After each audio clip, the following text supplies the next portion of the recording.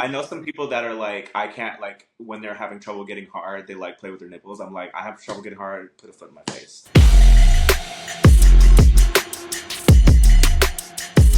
Welcome back to another episode of Butch Queen After Dark. I'm your host, David Brandyn, and this is the podcast where we love dark rooms so much that we're turning on the light and uncovering what's inside.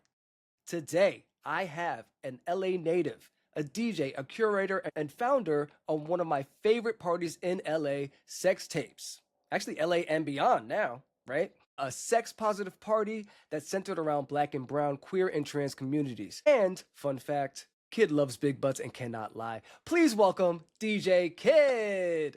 What's up, everybody? What's going on, friend? How you doing? Good. How are you? I'm great. I had work today, so I'm tired, but I'm very happy to speak to you because I have wanted to talk to you about all the things for a very long time. So I'm really happy you're here. I'm happy I'm here too. Thanks for inviting me. It's Of a nice course, little of getaway course. from life to be here with you, talking about Yeah, nonsense. yeah. Or not nonsense, actually. It's all the things, all the sense. All the things, all the sense. All sense Yes. and nonsense. Come on. You get it. So cool. Okay, I'm going to start with my icebreaker questions. You ready? All right. What was your sexual awakening? My sexual awakening, that Yeah. happened early on in life. Okay. I'm like going back to my first crush, and I feel like that was my sexual awakening, but I didn't realize it at the time. Mm. I guess my sexual awakening is when I accidentally happened to like see my first gay porn site. How did that happen on accident?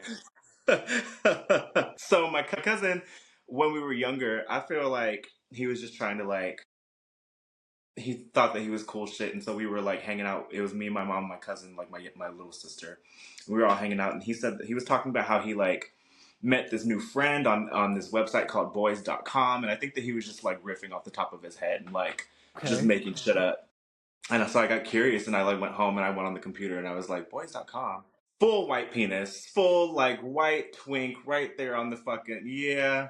mom saw it and she was like, what the? Wait, was your mom sitting right there? She was in the room with us. Yes, Yikes. when I was Okay. Yeah, that's like Wow. my earliest reminder, or like my earliest memory of like actually feeling something sexually. Okay. But then I Okay, go back to like my first crush, which was like Kovu from The Lion King. So then like, kind of between those two things where I was like, Okay. Between animals and white twinks. Okay. ew, when you say it like that, it's gross. I mean, everybody has a very interesting sexual awakening. That doesn't mean you stuck with that. Like, you clearly moved on to other things. But that's really interesting. So I just went to boys.com to see what they're up to. It is no longer porn, or maybe no, it's like, I don't know what this is. There's like teenagers on here. Boys.com is more than a fun destination for kids. It provides pertinent and useful information on issues ranging from poverty to peer pressure. Now they've rebranded. Okay. They have, but when you get a chance, look at this site. This site looks fishy. This site looks like it's covering up for something really sinister. We can't go into that today, but this is very interesting. Yeah. Y'all at home, check out boys.com. Tell me what you think. That is Anyway. crazy. All right. I just actually kind of unlocked that memory for you. Say thank you. Yeah. Thank you. I appreciate that. And so, damn, I had another question about it. So, boys.com, what were you looking for specifically to get from there? You wanted to see what? Well, so like I said, my cousin had mentioned that it was like some social media site that he had met a friend on. I don't remember the context of which we were talking because it was a long time ago, but that's what I do remember. I do remember that he was like bigging it up to be some sort of like social media site where he met this guy that he was like, pen pals with. And this was like, I think that I had to have been maybe like 8, 9, 10 years old at the time. Got it. Okay. This is like early days of the internet, Yes. like we were like kids, and so like that was like a big shock. But then became my main addiction in life. Yeah, of which you curate events around now. So that makes sense. So you see this penis, right? And white, black, brown, whatever. Do you realize, like I didn't know I would like that, or how did that go? I don't think that it was a shock to me that I did like it. I think that like it just unlocked a never-ending bout of curiosity after that. Got it. Okay. I definitely remember wanting to go back to that site again. Yeah. Like, I like that. That was very interesting. But I think I've always known that I was into that, even Mm, like as a youngin. okay. Do you remember your first experience with a guy? Yes. Okay. Tell us about that. My first experience with a guy, it was back in high school. I actually don't know if these people still follow me. They probably do. Probably. My first experience was with this guy in high school. I was actually met this one guy online and we were like pen pals and we were like weirdly like online dating because that's what you do when you're in like middle and high school. So like I had him on like in one like sector of my life and then there was this other gay boy that was the like not president but like in the gay straight alliance at my high school and had a really big crush on him. And then finally like one day I think like towards the end of like 11th grade he invited me over and like I bottomed for the first time. Okay. It was very interesting and he was interestingly cheating on his partner and so like there was this weird like gross feeling about it. I was also felt like I was cheating on this other guy that I was with, so I was like Mm, so I had a very interesting risque entry into having sex with men. yeah. Yeah. There's a lot of layers there, right? Like you're dating someone, he's dating someone, you're bottoming for the first time, you're touching a man in this way for the first time. There's a lot going on. Do you remember leaving there like, oh wow, despite all that, I liked that, or was it still complicated? I think that I was more tied up in the emotions of it than I was in like the physical sensation of like whether I liked it or not. Mm, I think it was kind of like, if I remember, I think that because I bottomed my first time, I was kind of like, I don't know if I like that. That was hard. mm, It didn't really feel that great. I felt a little used because this person was, cheating on their partner. So there's a got lot it. of things going on in my head at the time. But Mm. one thing that didn't go on in my head was I'm never doing that again. I did Okay. not think that. Yeah. Yeah. Yeah. All this stuff is going on, but I'm gonna try again. I'm gonna try again. Yeah. Yeah, Yeah. why not? Why not? Okay, wonderful. Now, I've asked you this a couple of times. We had a couple of interviews, but lately, or I guess since our last time speaking, what's the freakiest thing you've ever done? I don't remember what I said last time, but I can tell you that I have not been doing many freaky things lately. Okay, I think I bet the freakiest thing that I've done is probably just have sex. just Put do my it. dick in someone. Yeah, yeah. And sometimes that's freaky enough. Sometimes that's Yeah, it freaky is. enough. It feels great. Yeah. I'm here for it. Okay, great, great. A little missionary. We don't mind that. Hey, that's perfect Now, for me these days. yeah, yeah. Sometimes that's all you need. Now, what is your current sexual fantasy? My current sexual fantasy is having sex with someone that cares about me. Oh, oh, Can you imagine? oh. And not just like hookup sex, but like, I want you. And I don't ever want this experience to end. That's my fantasy. Mm, you want to make love? Yeah. Yes, yes. Yes. But also Yeah. get out of my house. I think that's valid. I think it's like, I want to feel this feeling for, an hour, 2.5 maybe, right? And then you can go and I could be alone and that's okay. Nah, I I mean, think like, that's fine. stay the night, wake up, let's have breakfast in the morning. But after that, Okay, 12 hours and then they can go. Okay. All right. See, you better than me. Ha, I'm out in an hour 15. Out of here. But yeah, okay. I mean, I think it is a valid want to have a valid fantasy for folks these days to have sex with someone that feels connected, that feels loving, that feels appreciative. Because I think sex can be very accessible. Like we can just kind of do it when we right. want. And I think this other level of sex is harder to find. So I think you're not the first person to say like that is their fantasy to like Mm, literally just make love, right? So I think that's absolutely valid. yeah. Okay. So let's talk about sex tapes. Let's talk about one of the best parties in LA, truly one of my favorite. What made you start it? Why? Tell us the origin story. What made me start it? There are so many different answers to that question, honestly. But I think just to sum it up, it really has come from being in those warehouse party spaces that are predominantly white and not really fitting in, not really feeling desirable. I won't say that that's kind of like a blanket, that is not a blanket statement, because I think that I have had some very transcendent experiences in those white Yeah, spaces too.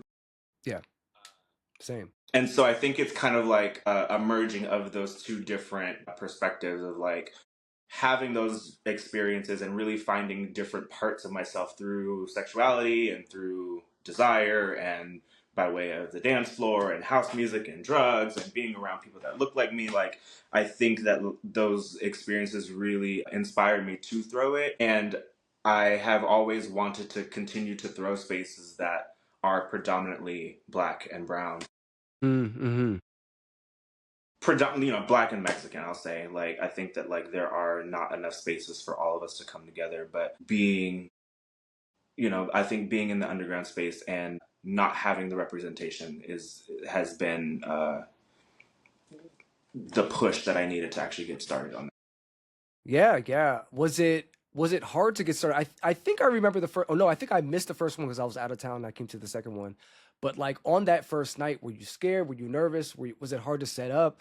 What obstacles were you running Yeah, I mean, into? I think it was not hard to set up. I think that my business partner Gary, he throws events in his fucking sleep, so he can like he was very. That's why I tapped him, and I think that he was a very good instrument to have to put all the things in place. I think the one thing that was nerve wracking for the first year of us throwing events, where we were putting our personal money into it. Mm, yeah. It was, I think that you need to buy all these things. You need to have proper licensing depending on what you're doing with your event. You need to be able to pay people.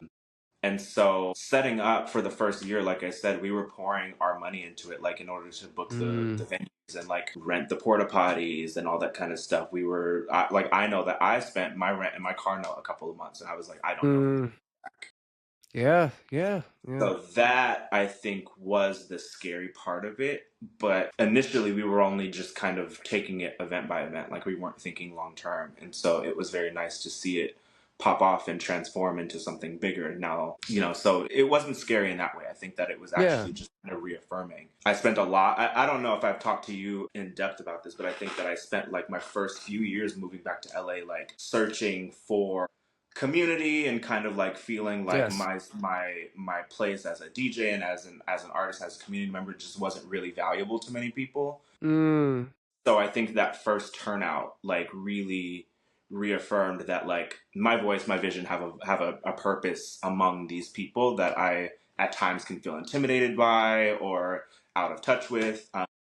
So it's always been like a project of like showing love to the people that are around me, but also bringing it home to myself, essentially, just like that's right. reaffirming my own vision.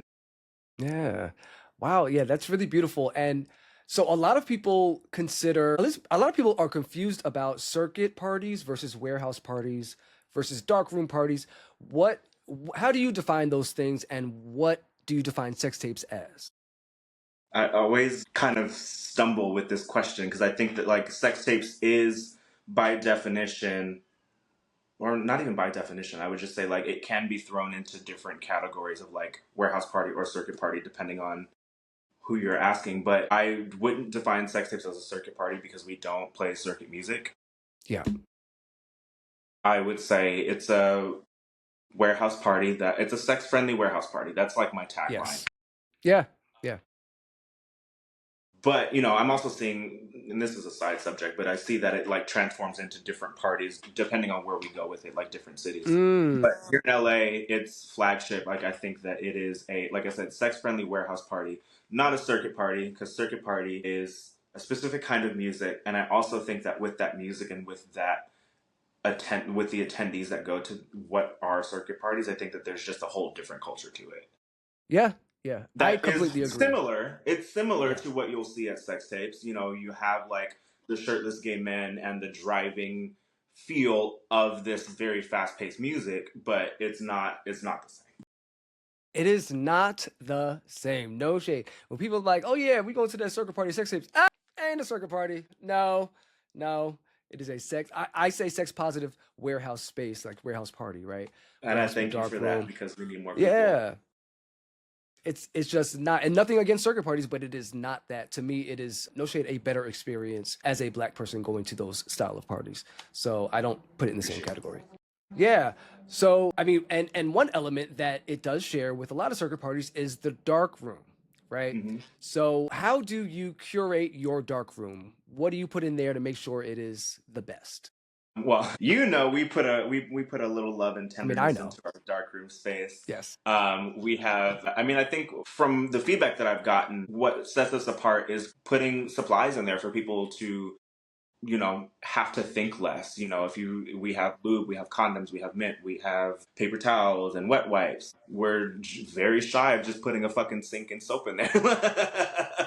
Yeah, yeah. um, and I mean, it's that little touch that really makes it all the more user friendly. Like I said, That's right. if you come to the dark room and you don't have your lube, or you didn't bring it, or you didn't expect to be playing, you have all the things that you need there. That's right. And then we also have been trying to figure out like what kind of furniture to put in there to make it easier for people to like have support that they need, because it's very hard to set up like a support like walls, because I think that like Yeah. we set it up with curtains, and that's not, you can't lean on that. Mm. So we're trying to figure out how to get more support items in there without overcrowding the space. Copy that. Yeah, that's a concern. Yeah, Yeah. and it's a little hard because the crowd is large and we don't have very much space for the dark.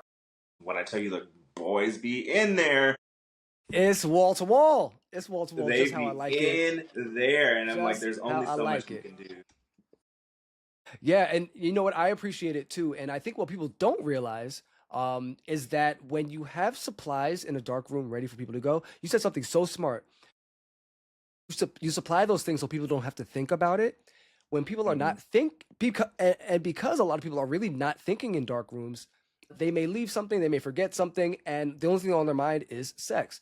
So when you have a place that has supplies, you're actually helping folks' sexual health, right? Like Right, lube is not only just for, slick fucking. Lube prevents tears, right? And if you're fucking raw, that prevents STIs, right? Having wet wipes to wipe off bacteria and things that are on you, right? Things like that are actually really important to have in dark rooms. And it shows that the curators are thinking about more than just fucking. They're thinking about your sexual health too. So I right. appreciate And that what I like from about you our sex tapes. approach is that it's not so like over the top in your face. I know that we could probably do more with the educational side of things, but I think that it makes a little bit more of a powerful statement to just have the things. Have fun. We know what you're Yeah. coming here for. Yes. Know what you're gonna Yeah. do. I'm not gonna try to like, talk to you about it. Just go do it. And it like Yeah. and then it's also your choice too. It's your choice. Exactly. I'm not gonna be too preachy about like what you should or should not do in this space. It's Yeah. yours. Yeah. I don't think any more education is needed. I don't think people go to the dark room to learn about Right. STIs and Right. stuff. Right. Right. But like you're doing everything that you need to do to protect people's health. And I just really appreciate that. Yeah. Yeah, absolutely. So what was your first experience in a dark room? Do you remember? That I really wish that I could remember. I was actually trying to recall it the other day and I could not. Have you had any memorable, like really good dark room experiences? I have, yeah. I think I've gone I mean I think that like I've gone to several parties. I've gone to Ospinoff, I've gone to Pegasus. I've even done like some circuit parties in like Miami and out of the country, and like I think that like there have been a few experiences that I had where I just like kind of connected with someone on the dance floor and was really able to like seal the deal and like go in the dark room and get pounded out, or have them pound me out, or have them pound me out or pound them out. Even like gotten a couple of like group situations in a dark room. Like it's pretty hot. It's Yeah. Yeah, and from me knowing you, you're not a darkroom girly to go in and like fuck with a bunch of randoms. Like you are the type to like connect outside and bring them in. Am I right in that? yeah. I think that there was a phase where I was a darkroom girly, and that was like very short lived, to be honest. Oh, not short lived. It was a couple of years. Mm. My speed is more connect with someone on the dance floor. It's a little Yeah. bit more personable. But there have been times where I'm like, I'm going out and I'm gonna fuck. I'm gonna fuck Yeah, tonight. yeah. I've seen that too. I just like know I'm like, kid is scouting. Kid is finding his one and he gonna bring him in there. I already know. Not you clocking me. Oh Jesus. Oh, let me tell you something. I watch everybody. All I do is go to the club and just watch everyone and just form my narratives about them and just have a great time. That's just what I love to do. I love to do it. Have you ever messed around in the sex tapes dark room, in your own dark room? I have one time out of the Okay. many parties that we've thrown. This is fucking year 3. I've Yeah. only done one time. Yeah. And Did that was so funny because I was like, I took this guy in there and I was like so into him, and then I was in like my top mode, and then he tried to like flip me over and start to top me. I was like, no, it's not happening, and it killed it for me. And I uh was like, this is why I don't come in here. Y'all mm, give a bitch an inch, you take a mile. You're getting too fresh. too fresh in the dark room. Uh and in the dark room, why do you think anonymity, I'm trying to get this right word. Why do you think anonymity helps people kind of unleash stuff? What do you think it is about? Because they don't have to own it the next day. Mm. Nobody knows who they are, then they can just, Yeah, which yeah, they can I get think away with that's kind with of like whatever. the thing. Yeah, I think that like it's not something that you'll really know until you go into the dark room and you'll have an experience that is actually transcendent. And I think that, at least for me, this is kind of my assessment with myself, and I may be projecting a little bit, but I think there is a certain power that you can have when you can let go of that identity Yeah. and you can really like give into it. And I don't really know what the explanation for that is, other than that that is something that I and only I can have Yeah. at the end of the day. Yeah. I think I agree with it, and I think it's because of shame, right? We are normally That too, shamed for yeah. Yeah, yeah, yeah. anything sexual that we like. There's going to be some shame to do it out in the open, and I think anonymity can help you on the journey to eradicating that shame. Think Mm-hmm. if when we're talking about consensual, safe, non-harming things, you go in the dark room and do something you wouldn't do in the light. Maybe you become more comfortable doing it. Maybe you see other people doing it, and you're like, you know what? These people aren't ashamed. Like maybe I won't be ashamed, right? Right. It can help you come out of shame by doing things in the dark. Same thing with like folks who might wear like a puppy mask or like put on a hood or put on some kind of mask, right? You can be this other person, live your fantasy, and hopefully eventually you get to the point where you're like, I can live this fantasy in reality and make it my own. Yeah. Uh cool. Okay. Let's talk about some kinks. Okay. I have been getting a lot of questions about feet lately, and I know you like Mm, feet.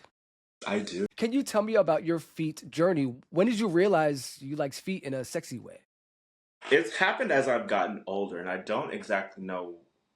I don't remember when that happened. All I know is that like the progression of it, I think, had turned from like getting fucked and having a guy suck on my toes at the same time. I think, if I remember correctly, I think that's kind of like where it started. I was like, that's a beautiful experience. And Yes. then I think I want to say that this maybe came to me in like my late 20s, so like 28 or 27, 28. I'm 32 now. I think that like over the last few years, like that's kind of progressed, and I've gotten to like loving being on the flip side of that, where I'm like topping someone and then like toes in my face. Like that's like top tier to me. Hmm. Yeah. Yeah. Some Okay. people, So I know some people that are like, I can't, like when they're having trouble getting hard, they like play with their nipples. I'm like, I have trouble getting hard, put a foot in my face. It's that's great. so cool. That's amazing. And so yeah. So I've been talking about feet all day, and I had a revelation because look, I had my foot in someone's mouth a couple weeks ago, and I was just like I was losing it, and I was literally like, and then the person went and started sucking my dick, and I was not losing it, not like that. Like it was Right. great, no shade. Like the dick sucking was great, but it did not compare to the foot licking. I'm sorry, and I have a theory that the foot is the fifth body part, the fifth private part. It is another dick. It's a dick on your leg. It's a dick Yep, at the I'm end here of your for leg. it. It is. I'm looking at my foot right now. I'm thankful. Yeah, yeah. Do not show it without, and don't show it without money. We'll talk about that later. But it is a dick because my foot has more nerve endings that are pleasurable to me than my dick. Also, I cover it all the time and people cannot see it. And I cover it with a sock and a shoe. It's a mystery to people, just like a dick would be, right? Like, this is a private part. We gotta start using it more. We gotta start using it more. There's this That's what man it that is. I'm trying to let go of, Mm, and I saw that he has very nice feet for the first time the other day. yeah. And I was like, well, starting at square one. I can't. We ain't getting rid of them. Now, tell me, Fuck. what is a nice foot? What is a nice foot? What does that look like? I think that a nice foot is has even skin texture. Okay. As I'm looking at mine, I'm trying to like decide. So you got nice feet. Okay, work. I do. I do. I know that's right. I mean, I don't know. I'm not really into like misshapen feet. I'm not into like Okay. huge brands or whatever the fuck. I like short Okay. clipped No cords, no toenails. You don't bunions. necessarily have to have a pedicure, but just like no long toenails. Copy. Copy. Is there something about so the guy that was looking at my feet was like telling me I had nice feet, and I was like, I do. Is there something about like how the toes like make a formation? Like sometimes they look like this, sometimes they look like I'm not doing this right. Like it's like a like an angle. It's like little toe, big toe, big, and it's like a line. Like, do you care about that? Like toe I length? don't actually care about toe symmetry. No, like, I don't go that deep. I think that it's really just Toe like symmetry. I think it's just like I don't know. I wish I was flexible so I could be like, you want to? No, And no just be free like, so feet. this is. I would not let you. Again, the foot is the fifth private part. If we're seeing feet, somebody needs to pay some money for that. I'm sorry. Boys, stop Well, showing your I'm gonna feet for put my free. Venmo up there. No shade, I will. If you want to show your feet. The comments are gagging that you're not showing your feet yet. If you just want to pop in there anytime, it's fine. Okay, so you like to be on the receiving end and the giving end. Is there any shame in getting that conversation started? Like, I want to suck your feet. No, to be honest, I don't think that I've ever had a conversation. I think I just go for it every time. And if you stop me, I you think stop that's me. true. But no one's ever stopped me. So. Yes. Yes, yes. I don't think anyone's ever been like, "Can I lick your feet?" It's always Oh just happened. Like, no! Can I lick you? yeah, No, no. whoops. No. Yeah, it just always happens. And so I remember, oh my gosh, back around 2007, 2008, just had everybody was just licking my feet. I don't know what it was, but everybody wanted my feet. It was weird. And this one guy, oh my gosh, this is so nasty. This is so nasty. But I would go I would go to the gym, right? I would go to the gym, I'd work out, and the gym I went to was also a cruising gym. So people were always fucking around in the wet sauna. And I would go in there and I would have sandals on, but like still there's like water and stuff splashing under my feet. Like you only have sandals on and like the floor is full of bacteria. And this guy would be in there, and if me and him was in there alone, he would start sucking my foot in that sauna, and he'd be licking all that bacteria off my he would just be licking it up. That's nasty. There comes to a point, David. Oh, but it was so good. I didn't care. I didn't have to kiss I'm him. sure you did. I would do not. Clearly. I did not And to care. be I would very let that honest with man you, I suck probably my wouldn't care feet. either. See? See? He loved it. No That was my judgment. first foot experience. No judgment. I love that guy. Where is that guy? Like I'm still looking for him. He was amazing. If you out here, man from Harlem, if you out here, what's up? But yeah, getting your foot. That was my introduction to feet licking. And after that, people just started doing it. I don't tend to really do it, but maybe I should, so people will do it back. Yeah, maybe I'll just start. We'll see. We'll see. Yes. I wonder, is there like a foot symbol? Like, you know how people like swingers have like the pineapple or the flamingo, whatever the fuck? You know what? I don't know, but there should be because so many people, gay, straight, bi, trans, non-binary, pansexual, bisexual, are into feet. Like people love feet. People love You could feet. just get a So little there's foot got to be a tattoo little right symbol. behind Yeah, right here, or like right next to your mouth, like a foot next to your No, mouth. So you not know, the like face tattoo. it's a That's insert commitment. here. That's commitment. Look, I'm committed to getting these feet licked. Now, let's talk about ass because if I know somebody that loves ass, it is you. It is you. But you also have a hefty ass of your own. Yes. So, do you compare other folks' asses to your ass? No, How does that because I work for have you? insane body dysmorphia, and my ass is never big enough for me. So there's that. What? There, DJ Kiddamus. Your ass I is know. never big enough. Wait till y'all see I it. know. Wait till y'all. I know. Okay. Okay. What Tell therapist me is out there about can help you with that? I will refer you right to my husband. You already know him. You already know. Amazing. Okay. Your husband, who also And has a very ginormous ass, who I compare who has a myself big to all ass the too? time. Yes, yes. Y'all both have comparable asses. I'm just surrounded in ass. It's great. I love that for you. When did you realize ass was a thing for you? I think also pretty early on in my gay porn days, I think that I've always kind of gravitated towards ass. I think one of the first asses I ever was like, whoa, with was Adam Killian back when he was like popping.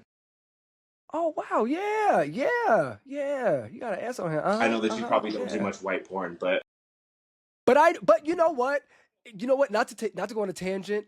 I do not know white porn stars. I don't. I am so sorry to the white porn stars. I don't. But no shade. But I know Adam Killian. Like out of all of them, I know Adam Killian. So yes, I yeah. know Adam Killian. I know Francois Sagat. That's it. Okay, come on, Francois. Yes, Yeah. Adam's Yeah. that one video where Adam is like twerking on the hood of a car while somebody is like wringing out a sponge of like suds on top of his ass. I was like that. This video. Do it to Yeah. me, Okay. all over Yes. me. Yes, yes. Wow, that's so funny. You would name the one white porn star I know. That's so funny. Okay, so he started your ass obsession. Yeah, Yes.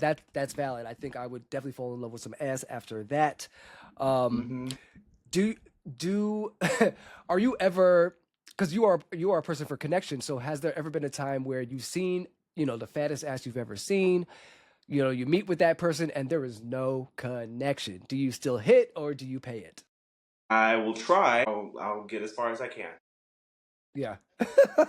That's Got one it. thing that I've come to understand. I think in my younger days, like I was very obsessive, especially if I see a fat ass. I'm just like, it hurts my spirit to not be able to touch it. Mm, But I've had enough experiences where like I've gotten to the fat ass and there's just no chemistry, and I'm like, ooh, that was not cute. yeah. So like, I think that having those experiences have definitely helped me tone down a little bit and not be so thirsty. Yeah. I mean, I think we could all learn from that, right? Everybody has their obsessions. Some people like big chest, some people like legs, arms, face. And, you got to realize you got to connect with that person too, or that stuff's not going to really last or be exciting for very long. Okay, so we're winding down to the end, but I do want to give my followers a treat. I know a lot of them are going to be in your DMs trying to get you. So, what kind of energy gets your attention? Subtle energy gets my attention. I really like a guy that doesn't want it too bad. Talk to me about who I am and what I like, but not be too over the top aggressive. Yep, yep. Okay. Yeah, that I think that kind of sums it up for me. Okay. And what turns you off? Aggressiveness. Have guys been Aggressiveness. aggressive with you? Is that a theme that you're Yeah, finding? I Like get it people are all the doing too time, and I much? think that like I was actually just having this conversation the other day. I think that like it may be that I mean, sure, it's that I have a fat ass, but I think that like I'm slim, and so I think that like a lot of times, especially tops, they love to like come to me with this kind of dominant energy, and I fucking hate it. Like, and that's why it's Hmm. like, you if ever you catch me on like one of the apps or anything, like my bios say like verse dudes and bottoms to the front, because like more often than not, that aggressive top energy does not like I don't vibe with it because I'm not a bottom. You know what I'm saying? Like that, like Yeah.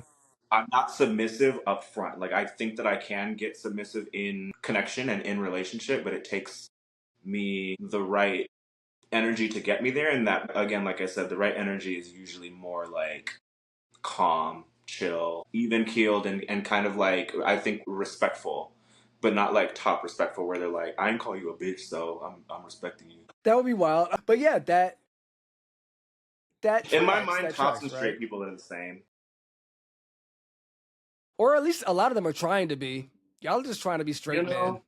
You Y'all know? want straight male privilege, And at the end of the day, you're gay. You're gay, and you probably need to get fucked. You probably need to get fucked. Okay, so that is it. We have come to the end. I love ending on that We note. have That's come to the great. end. Yeah, this is perfect. This is so great. I love talking to you. I'm releasing this on the day that Sex Tapes is happening. So, Yes. anything special for tonight for people that are coming to the party? I would love for everyone to come to Sex Tape because we are doing our first live sex show with Ty Yes, Santana and Adrian yes, Hart, two fine ass black men that yes. will be getting down live in living color underneath the smoke and red lights to a sickening soundtrack that I've put together, might I Come add. on, come on. Yes, I'm so excited for this. Adrian has been a guest on the show, and Ty is going to be on in a couple weeks. So Amazing. this is so cool that those two are getting together, and we'll get to watch them fuck under the red lights as sex tapes, which is just really exciting. I don't think I've ever been to. Oh yeah, I've seen a live sex show, but you know what? I've never seen a live black sex show. So this will be really amazing. Yeah, I'm feeling very inspired by that. I am hopeful that it will turn into a nice tradition here on the West Coast because I see it happen in New York all the time. Yeah, I would same. definitely love for you to ask Ty some questions about that if you can when you interview him. I would love to hear a follow up.